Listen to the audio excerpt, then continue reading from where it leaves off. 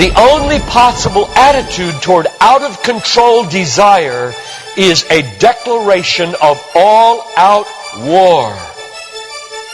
I hear so many Christians murmuring about their imperfections and their failures and their addictions and their shortcomings, and I see so little war.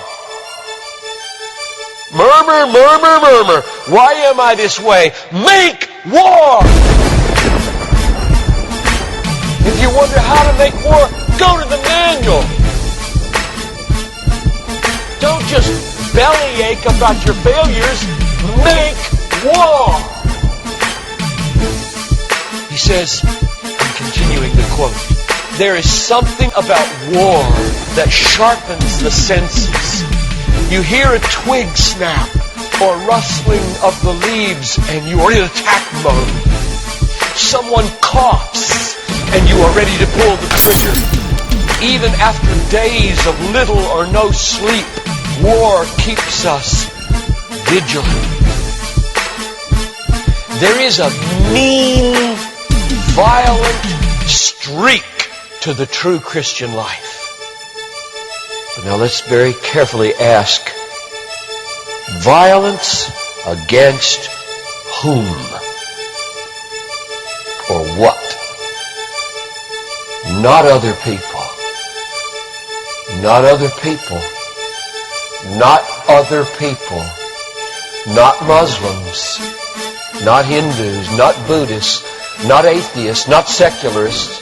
Not nominal Christians. Not wives or husband or children or ornery bosses.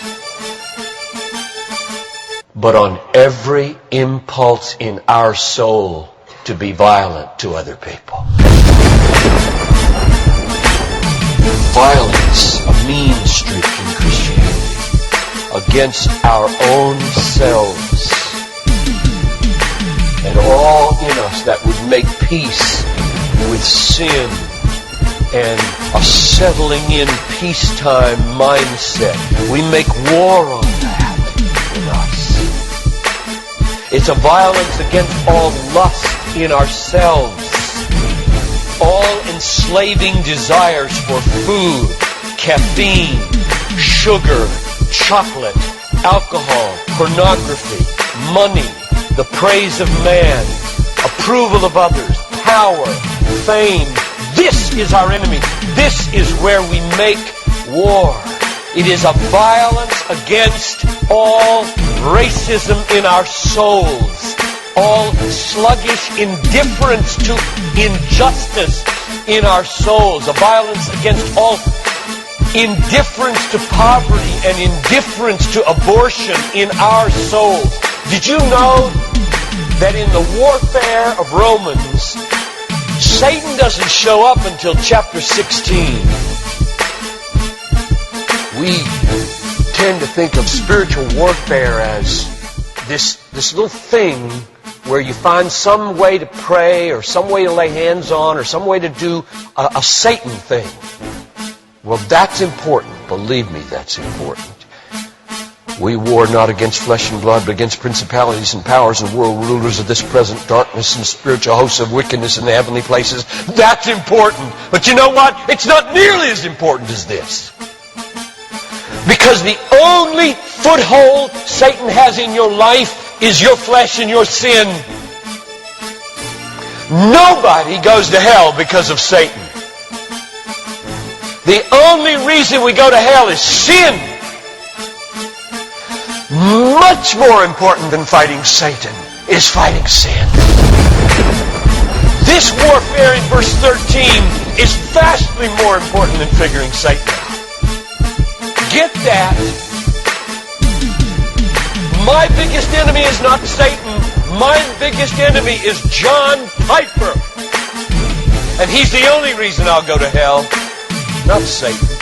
Satan, you don't have nearly that kind of power. And therefore, I really care about us learning how to do this battle. Christianity is not a settle in, live at peace with the world the way it is religion. Like most Christians live their daily lives. Verse 13. If by the Spirit you kill. There's a mean streak in Christianity, and it's not against anybody else but ourselves. In fact, it's against the meanness of ourselves against other people. If you feel like you're a mean person against others, a harsh person, a critical person, you know your problem? You haven't learned to make war. You haven't learned to be mean. You haven't learned to get violent against your violence, against your meanness, against your critical spirit.